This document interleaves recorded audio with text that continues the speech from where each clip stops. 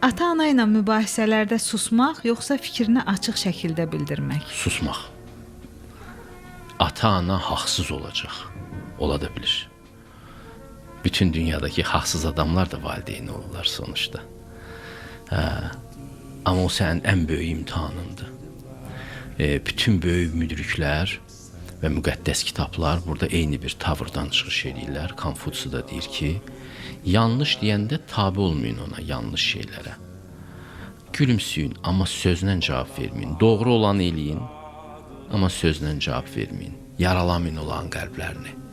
Sayğınızı və hörmətinizi daha da artırın elə bir məqamda. Amma sözlərlə yaralamayın, doğru hərəkətlər eləyin. Yanlış bir şey deyərlərsə onu eləməyin. Amma sözlərdə sayğını gözləyin. Bu ən yaxşısıdır. Çünki bilirsiniz, biz bəzi şeyləri anlamırıq. Bu müqəddəslik və bu müdrik həqiqətlər ki, şərq fəlsəfəsində var. Bunlar ayılmış insanın gördükləridir. Yuxuda olan insanın yox. Yuxuda olan insana bunları danışırsan, o bunu anlamır. Amma o bir gün ayılacaq.